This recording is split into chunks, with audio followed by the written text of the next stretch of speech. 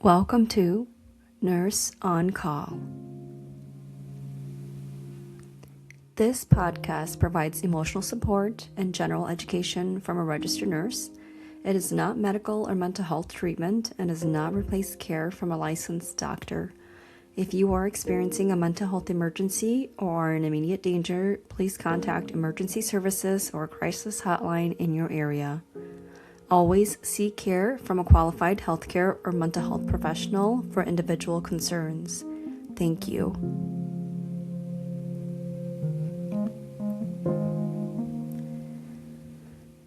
Hi everyone, welcome back. Today's episode is about something that doesn't get talked about enough.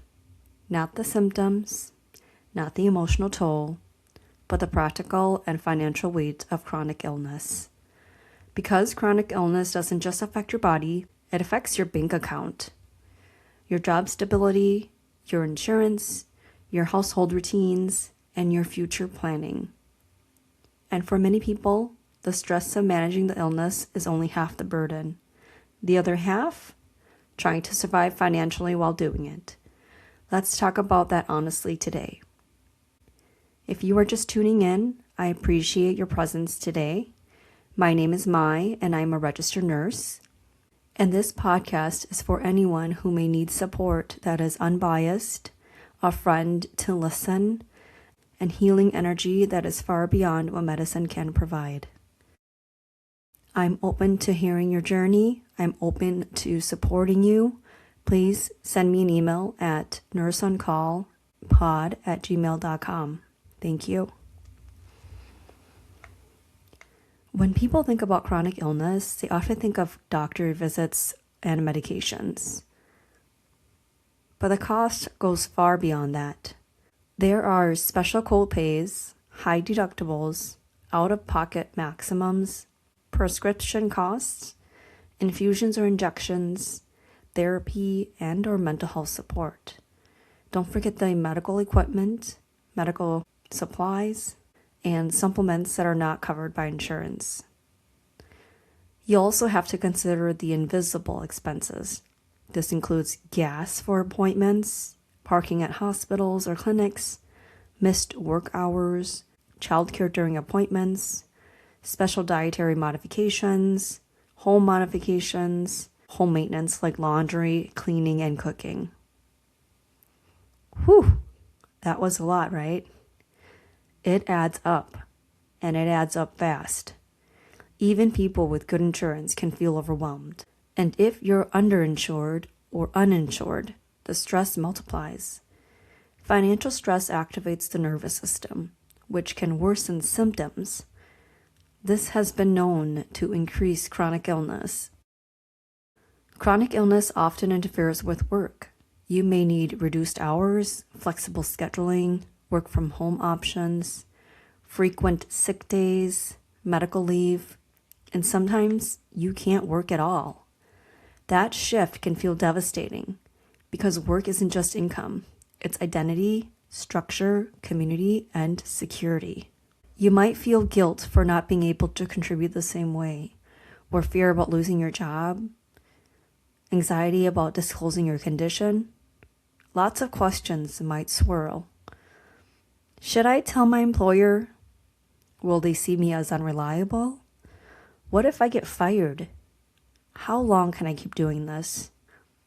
These aren't small worries. They're survival level concerns. The insurance maze. Let's talk about insurance. Because navigating healthcare systems while exhausted is its own burden. Prior authorizations, denied claims, appeals, changing coverages, understanding deductibles and out-of-pocket maximums, medication tier changes. It can feel like a second job. And the emotional toll of calling insurance companies repeatedly, talk about long days of waiting. You're having to explain your condition again and again, advocating for medically necessary treatments. It's very draining. You may find yourself thinking, why is this so hard? It's not you. The system is complex. And navigating while unwell requires an enormous amount of energy, something chronic illness often impacts. Chronic illness doesn't pause household or other human responsibilities. The laundry still exists, cooking and meal dishes still pile up, children still need attention, nurturing, school obligations, sports, and transportation. But your capacity fluctuates, and that mismatch creates tension. Maybe your home looks different now. Maybe you've had to lower your cleaning standards or order in groceries instead of shopping. You've probably had to hire some help that you didn't budget for or ask other family members to step in. Meals must be simplified and decluttering for easier management. These practical adaptations can bring up complex emotions. Emotions like frustration, embarrassment, grief, guilt, and loss of independence. The mental load of planning the future, financial planning.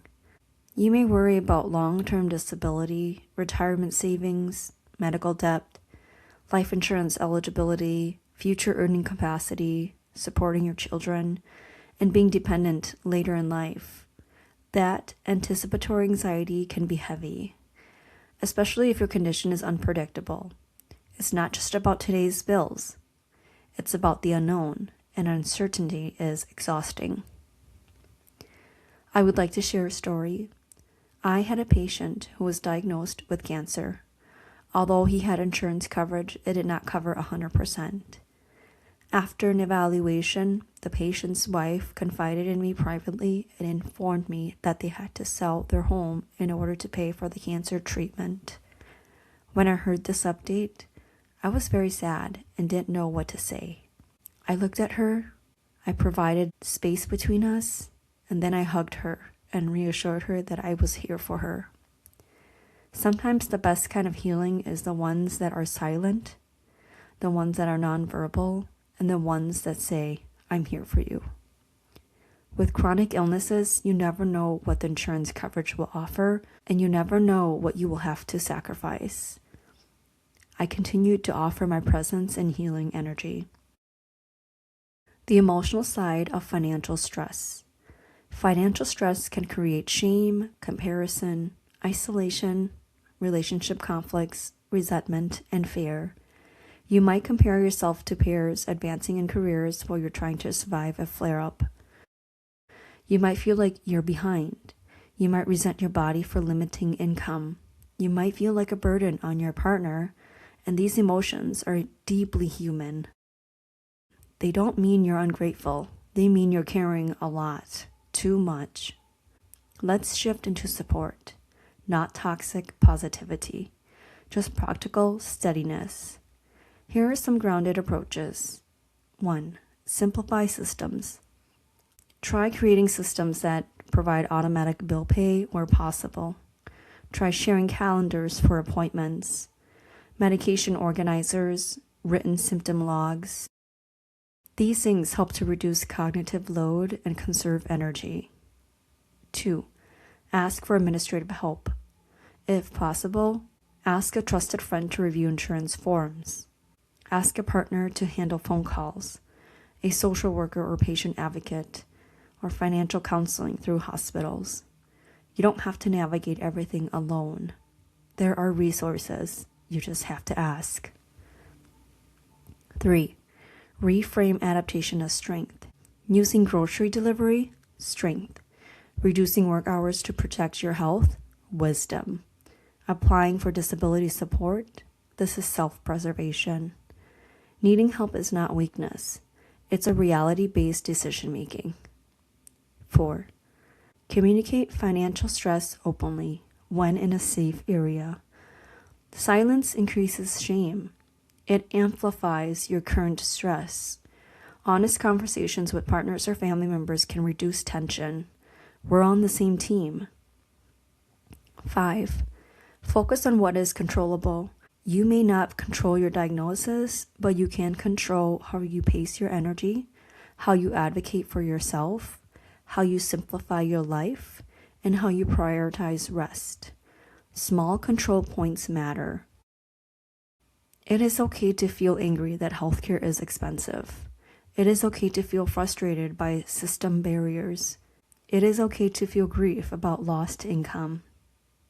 And most importantly, it is okay to fear about the future. Suppressing those emotions doesn't make them disappear. Naming them out loud in a safe area reduces their power. If you are quietly carrying financial stress because of chronic illness, if you are lying awake doing mental math, if you are trying to stretch energy and dollars at the same time, I want you to hear this. You are not irresponsible. You are not lazy, and you are not failing. You are managing something incredibly complex in a system that was not built for ease. That takes resilience. Even if you don't feel resilient, even if you feel tired, especially then. I welcome you and will listen to your insurance stories, insurance tricks or tips, and about your healing journey. Feel free to email me at nurseoncallpod@gmail.com. Please be kind to your body and always even kinder to your heart. I'll see you next week. Nurse on Call.